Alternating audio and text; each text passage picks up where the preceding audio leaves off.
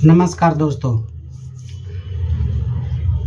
हमें कहते हुए बड़ा दुख हो रहा है कि विगत बृहस्पतिवार को हमारे देश के पूर्व प्रधानमंत्री और विश्व के महान अर्थशास्त्री डॉक्टर मनमोहन सिंह जी नहीं रहे हमारे बीच। और हम सब ढोल में पोल चैनल के जितने भी हमारे सब्सक्राइबर मित्र हैं, ढोल में पोल चैनल जितना भी परिवार है, वो सब उनको सादर श्रद्धांजलि अर्पित करते हैं। दोस्तों, इसके साथ ही हम आज का वीडियो भी जो बहुत महत्वपूर्ण है वो आपके समक्ष रखते हैं। दोस्तों, मनुस्मृति से देखिए, मनुस्मृति ने हमारे समाज को किस तरह नियंत्रित करने की कोशिश की, हर जगह हर क्षेत्र में, यहाँ तक कि खान पान पर भी प्रतिबंध लगाया। ये मनुस्मृतिकार का पागलपन था, या उसकी तानाशाही थी, या उसकी ब्राह्मणशाही थी, ये हम आज के वीडियो में देखेंगे। दोस्तों, कोई भी क्षेत्र अछूता नहीं रखा, हर जगह जो है मनुष्य के जीवन को प्रभावित किया। खास तौर से जो हमारे हिंदू कहलाते हैं, सनातनी कहलाते हैं, उनके जीवन के हर क्षेत्र को उन्होंने अपने प्रभाव में लाने की पूर्ण कोशिश की, इस मनुस्मृति जैसे कथित धर्मशास्त्र के माध्यम से। दोस्तों, विवेकानंद जी कहते हैं, अपनी समग्र ग्रंथावली है उनकी, विवेकानंद समग्र ग्रंथावली जिल्द 3 पृष्ठ 271 पर वो कहते हैं कि इससे बढ़कर और पतन क्या हो सकता है कि देश के महानतम दिमाग अनेक सदियों से रसोई की ही चर्चा किए जा रहे हैं। क्यों कहा उन्होंने ऐसा? उन्होंने इसलिए कहा कि हमारे जितने भी ये शास्त्रकार हुए, जितने भी नीति नियंता हुए, कि रसोई की ही चर्चा करते रहे युगों तक, के अलावा उन पर कोई और काम ही नहीं था। तो ये जैसे मनुस्मृति में भी दिया कि मनुष्यों को क्या खाना चाहिए, न क्या नहीं खाना चाहिए, इस पर उन्होंने जो है व्यथित होकर के कहा कि इन लोगों के पास और कोई काम नहीं था। समाज कैसे रहे, कैसे नहाए, कैसे आए, कैसे जाए, कैसे सोए, कैसे जागे, कैसे खाए, कैसे पिए, कैसे पढ़े, कैसे न पढ़े, यानी हर जगह से उन्होंने समाज को अपनी तरह से नियंत्रित करने की पूरी कोशिश की। वो मनुस्मृति पढ़ने से स्पष्ट हो जाता है। स्मृति कहती है 5/5 में, 5वें अध्याय के 5वें श्लोक में मनुस्मृति कहती है कि लहसुन, अब देखिए शाकाहार की और मांसाहार की दोनों की ही बातें देखिए किस तरह ये थोपी गई हैं। मनुस्मृतिकार कहता है 5/5 में कि लहसुन, सलगम, लाल मूली, गाजर, प्याज, छत्राक यानी कुकुरमुत्ता और अपवित्र स्थान में उत्पन्न शाक आदि द्विजातियों के लिए अवक्ष हैं। द्विजातियों के लिए यानी ब्राह्मण, क्षत्रिय, वैश्य के लिए अवक्ष है ये चीज़ें। कौन कौन सी? लहसुन। अब सोचिए, आप दिमाग लगाइए कि लहसुन वनस्पति है और एक तरफ जो है आयुर्वेद इसे अमृत की बूंद बताता है। जो अमृत की बूंद छलकी थी, जयंत के घड़े से ले जा रहा था, उड़ रहा था घड़े को लेकर, और बताया गया कि अमृत है। सलजम ये वनस्पति है, लाल मूली है वनस्पति है, गाजर विटामिन ए का स्रोत होता है आँख के लिए। आज तो विज्ञान का युग है, डॉक्टर बताते हैं कि रतौंधी नहीं आएगी, आँखों की रोशनी तेज होगी, गाजर ज़्यादा से ज़्यादा खाएं।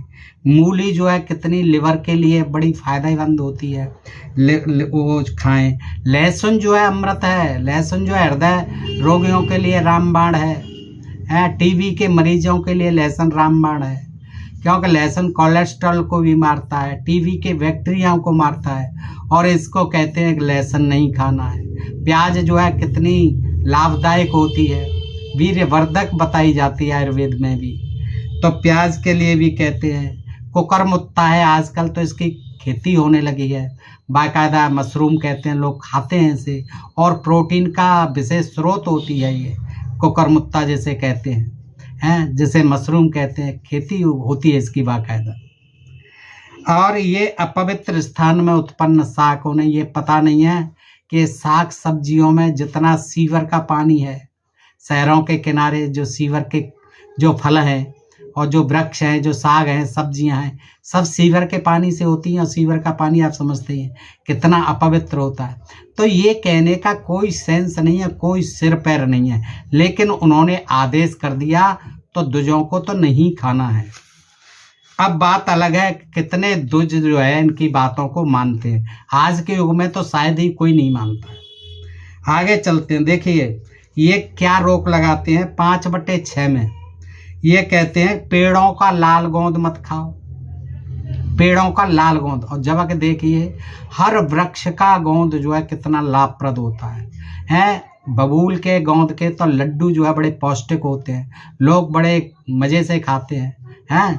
तो ये कहते हैं पेड़ों का लाल गोंद, पेड़ों को काटने से उत्पन्न गोंद, लसोड़े का फल, देखिए खूब अचार खाते हैं, लसोड़े का फल बड़ा लाभदायक होता है।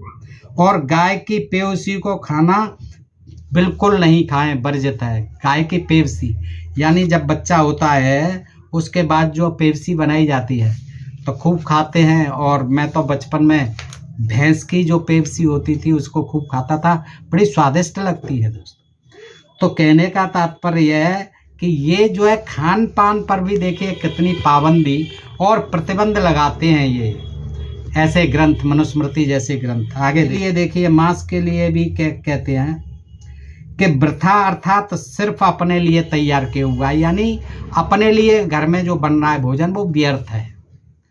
अपने लिए तैयार किया हुआ व्यर्थ भोजन जो देवादि के निमित्त नहीं बनाया गया हो।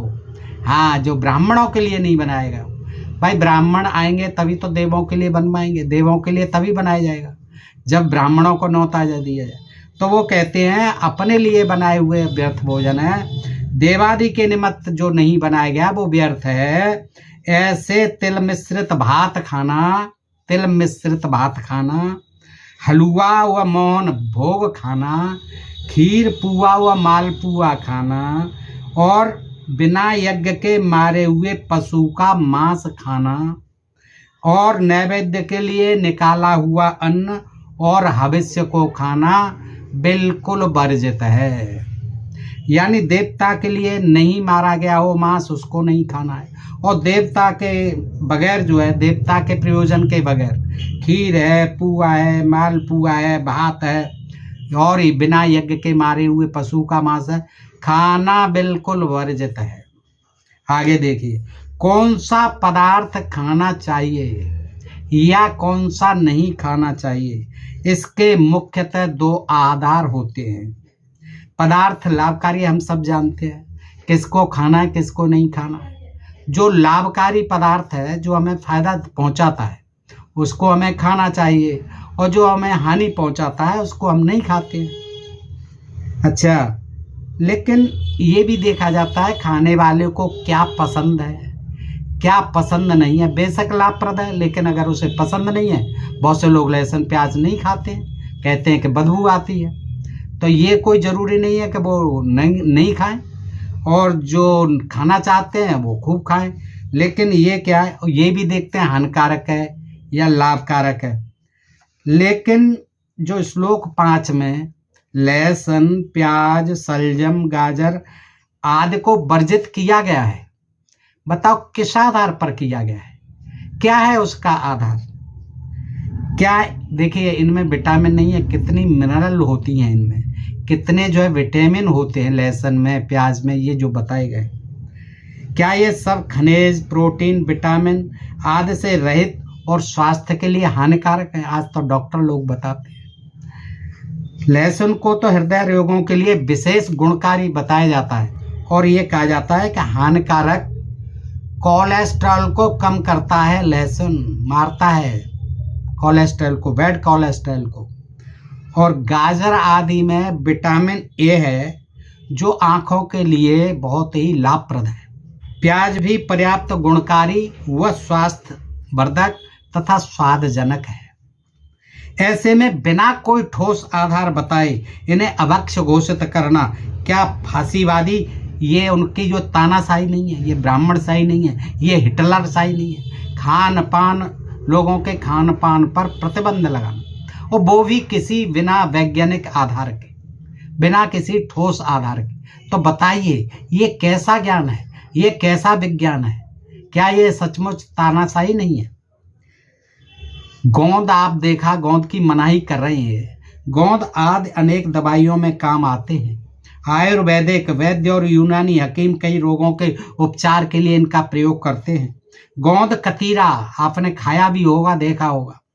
गर्मियों में बड़ा ठंडक प्रदान करता है, विशेष लाभकारी होता है गर्मियों में कतीरा खाना। लसोड़ा का फल खाने में मीठा होता है और कच्चा फल अचार आदि बनाने के काम में लाया जाता है। इन सब में क्या दोष है? क्यों इन्हें वर्जित किया गया? ये मनुस्मृतिकार ने कारण नहीं बताए।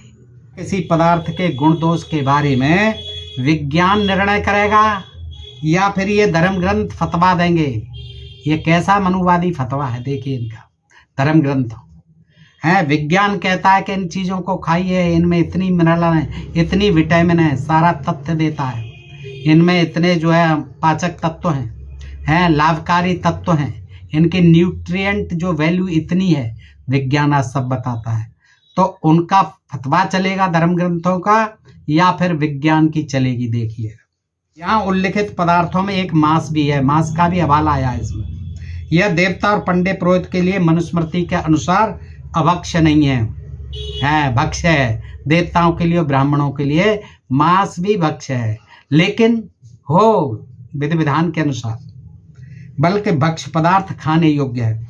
मछली देवता के लिए या श्राद्ध में पितरों के लिए खिलाई जा सकती है, अन्यथा नहीं।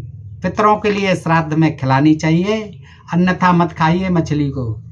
मनुस्मृति ने मछलियों के विशेष तौर पर नाम बताए हैं कि कौन सी मछली खानी चाहिए और कौन सी नहीं। देखिए ये 5/16 अध्याय 5 का 16वां श्लोक है। मैं केवल अर्थ बता रहा हूँ कि हव्य और कव्य अर्थात देव कार्य और पितृ कार्य में, श्राद्ध आदि में, यज्ञ आदि में पोठा या पोठिया, रोहित यानी रोहू, राजीव यानी बरारी, सिंगतुंड और चोइटा से युक्त सब प्रकार की मछलियां खाद्य हैं, भक्ष्य हैं, खाने योग्य हैं। मनुस्मृति का कहना है कि ऊंट को छोड़कर ऐसे सब पशु खा लेने चाहिए। सब पशुओं का मांस खाद्य है, खाने योग्य है, ऊंट को छोड़कर, जिनके एक तरफ दांत होते हैं।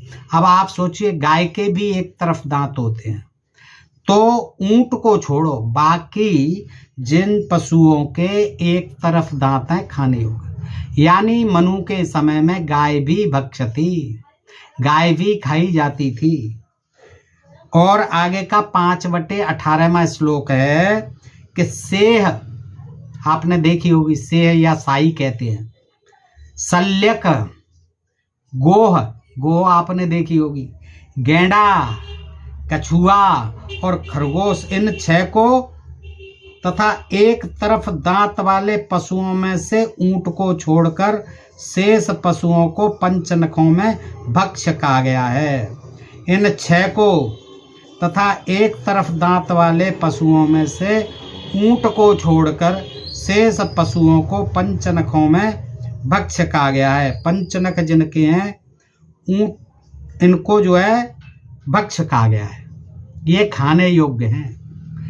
एक तरफ जो दांत वाले हैं उनमें केवल ऊंट को न खाया जाए, बाकी जो नाखून वाले, 5 नाखून वाले हैं, जैसे सेह हुई, साई हुई, शल्यक, गोह, गेंडा, कछुआ और खरगोश, चकाचक खाओ इन्हें, लेकिन खाओ, यज्ञ करो और श्राद्ध करो, यानी देवताओं के निमित्त खाओ। ये नहीं है कि गुप्त चुप लाओ घर में बना के खाओ, ये वर्जित है। इससे मतलब है कि ब्राह्मण देव को भी खिलाओ बना के, सीधी सीधी सी बात ही है। यह श्लोक बहुत महत्वपूर्ण है। इसमें एक और दांत वालों में केवल ऊंट को छोड़ने की बात कही गई है। इससे स्पष्ट है कि तब तक गो भी यानी गाय भी भक्ष थी, गाय का मांस भी खाया जाता था। अब देखिए मनुस्मृति में इसी के बारे में, मांस भक्षण के बारे में क्या कहा गया है कि सेवकों के भरण पोषण, जो आपके नौकर हैं उनके भरण पोषण और यज्ञ के लिए ब्राह्मणों को पशुओं और पक्षियों के वध का आदेश देती हुई मनुस्मृति अगस्त्य ऋषि का उदाहरण देती है। अगस्त्य ऋषि का क्या देती है? उदाहरण देती है, यानी सबूत के तौर पर, प्रमाण के तौर पर। क्या कहती है? 5/22 अर्थात ब्राह्मणों को यज्ञ के लिए उत्तम पशुओं और पक्षियों को मारना चाहिए। ब्राह्मण को मारना चाहिए। ब्राह्मणों को यज्ञ के लिए उत्तम पशुओं यानी जो खाद्य हैं, अच्छे पशु, उत्तम पशु, उनको, उत्तम पशुओं को और पक्षियों को मारना चाहिए। और भृत्यों के, अब ये नौकरों के लिए आ गया, नौकरों के ऊपर डाल दिया कि भृत्यों के पालन पोषण के लिए भी ऐसा करना चाहिए। देखिए कितने दयालु थे ब्राह्मण, कि अपने भृत्यों के यानी नौकरों के, दासों के, सेवकों के खाने के लिए उत्तम पशु और पक्षियों को मारना चाहिए। ऐसा प्राचीन काल में महर्षि अगस्त्य ने भी ऐसा ही किया था। महर्षि अगस्त्य भी ऐसा करते थे, तो हम क्यों न करें? हमको भी ऐसा ही करना चाहिए। और देखिए ये बेतुका तर्क है, ये तर्क नहीं है कि वो करते थे ऐसा। अगस्त्य ऋषि मारते थे अपने नौकरों के लिए, उत्तम पशु पक्षियों को मार के खाते थे, खिलाते थे, तो हम भी ऐसा करें। ये बेतुका तर्क है, इसका कोई आधार नहीं है। पशु और पक्षियों के यज्ञ में मारने को युक्त संगत सिद्ध करने के प्रयास में ये मनुस्मृति का लेखक ये कहता है कि ऐसा तो पहले भी होता रहा है कि अगस्त्य जैसे ब्राह्मण जो है ऐसा मार के पशु पक्षियों को भृत्यों के हित, नौकरों के हित खाते रहे हैं, मारते रहे हैं। क्योंकि पहले भी मुनियों और ब्राह्मणों व क्षत्रियों के यज्ञों में भक्ष पशु पक्षियों के पुरोडास बने थे, पुरोडास बनते थे। जैसे आजकल जो है सैंडविच वगैरह बनते हैं, ऐसे पुरोडास बनते थे मांस के। अतः उनका वध यज्ञों में करना चाहिए पशुओं का। यह सब कह चुकने के बाद मांस भक्षण की विधि बताते हुए अब मांस भक्षण की खाने की विधि भी बताती है स्मृति 5/26 में।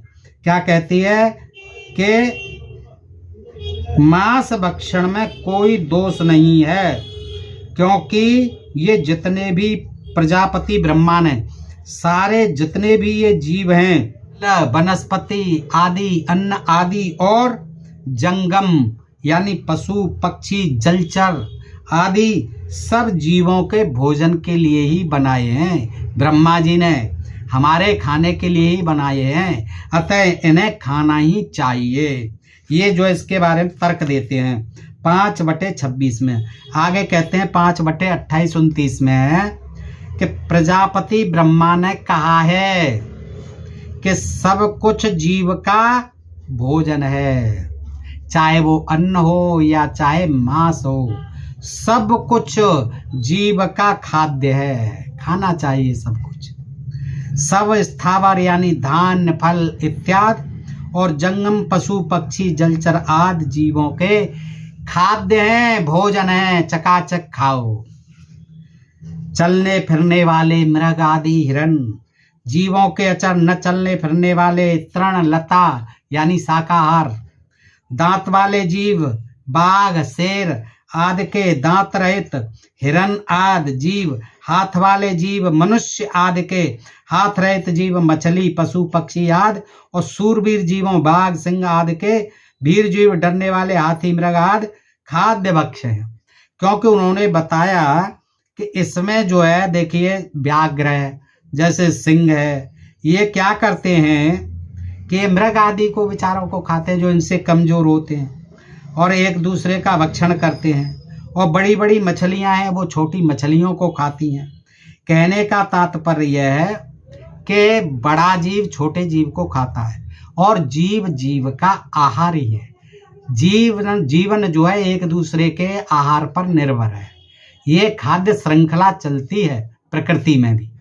तो उनके कहने का तात्पर्य जो जीव भक्ष्य हैं उनका मांस प्रतिदिन खाने पर भी कोई दोष नहीं होता। कहते हैं मनुस्मृति में मांस भक्षण नहीं है। वो स्पष्ट देते हैं कि कैसे खाना है, कैसे नहीं खाना है, कौन सा पशु खाना है, कौन सा पक्षी खाना है, कौन सा मछली खाना है कि नहीं खाना है, ये सब वो बताते हैं।